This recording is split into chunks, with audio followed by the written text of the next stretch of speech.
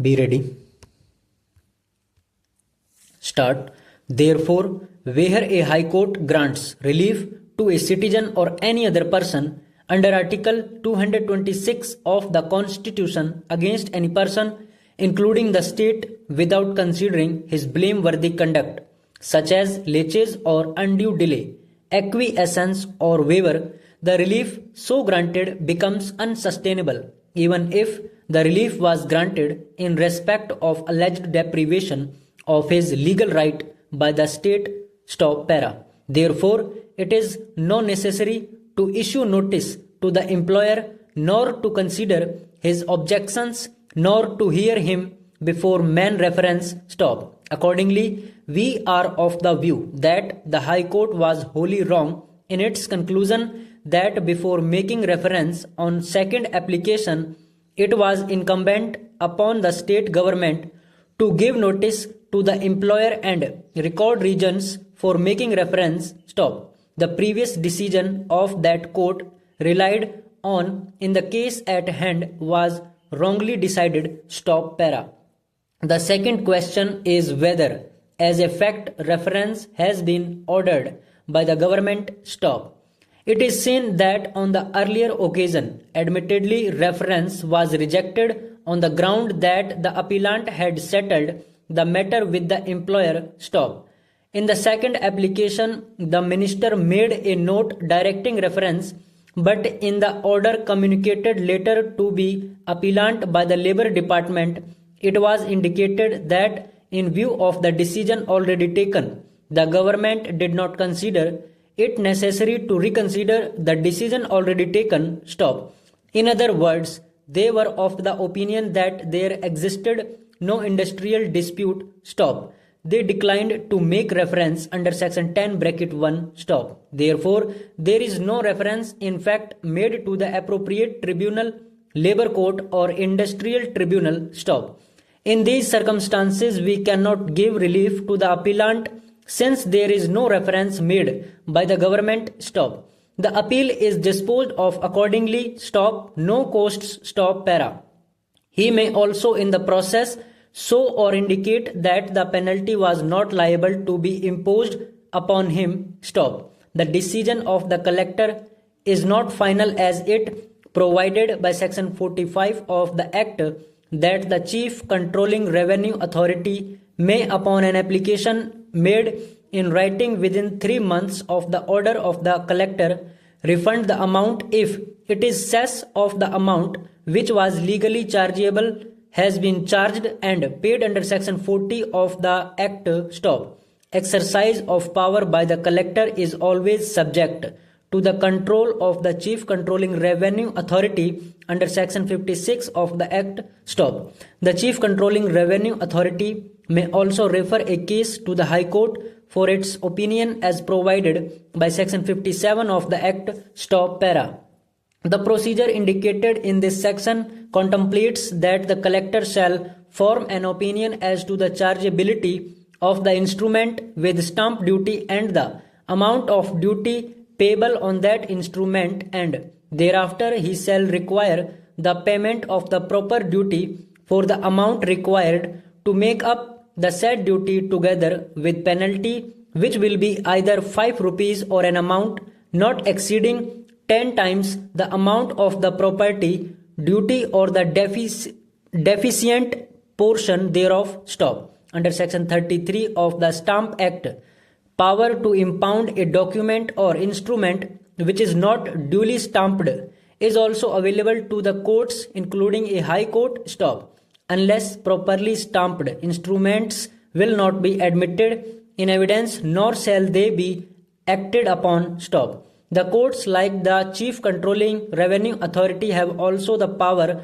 to refer a case to the High Court under section 60 for its decision as to the stamp duty payable on the instrument filed or produced before it during the course of trial of a civil suit or criminal or revenue case. Stop.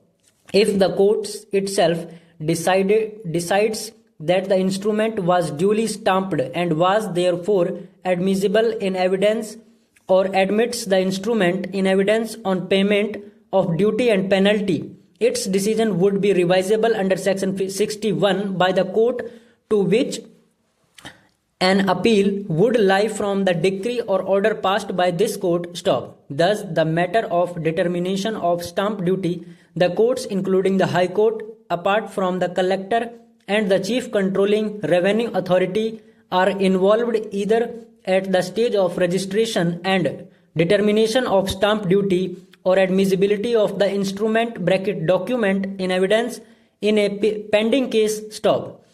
The hierarchy under the Registration Act has already been indicated above, but it will be useful to point out here that every sub-registrar reforms the duties of his office under the superintendence and control of the registrar of the district, while the inspector general exercises general superintendence over all the registration offices in the state. Stop para. The allegations of malafides against the informant are of no consequence and cannot by itself be the basis for quashing the proceedings. Stop para. This court has consistently taken the view that the court should not accept in extraordinary circumstances exercise its jurisdiction under section 482 of the Criminal Procedure Code so as to quash the prosecution proceedings after they have been launched. Stop. In a similar case, it was inter alia observed that we also give a notice of caution to the effect that the power of quashing a criminal proceeding should be exercised every sparingly and with circumspection, and that too in the rarest of rare cases that the court will not be justified in embarking upon an inquiry as to the reliability or genuineness or otherwise of the allegations made in the first information report or the complainant, and that the extraordinary or inherent power do not confer an arbitrary jurisdiction on the court to act according to its whim or caprice. Stop para. The position of law in this regard has been very succinctly stated in the above said case, that at the stage of quashing a first information report or complaint, the High Court is not justified in embarking upon an inquiry as to the probability, reliability or genuineness of the allegations made therein. Stop. This precisely what has been done by the learned judge in the present case. Stop. The first information report having been lodged, the government of Maharashtra having accorded sanction, and thereafter the charge having been filed, there was absolutely no justification for the High Court to have stopped the normal procedure of the trial being allowed to continue. Stop. It cannot be presumed that there was no application of mind when the first information report was prepared and the sanction of the government obtained. Stop. The allegations as made in the first information report and the order granting sanction, if true, would clearly establish that the respondent was rightly prosecuted and was guilty of criminal misconduct. Stop. The truthfulness of the allegations and the establishment of the guilt can only take place when the trial proceeds without any interruption. Stop. There was no justification for the High Court to have exercised its jurisdiction under Article 227 of Criminal Procedure Code in quashing of the prosecution. Stop. For the above said reasons, the appeals are allowed and the judgment of the High Court is set aside. Stop para. At that time, a young boy peeped from the door of his office and deceased called the boy. Stop. The boy entered the office but did not sit and called his companion, who came with a revolver in his hand. Stop.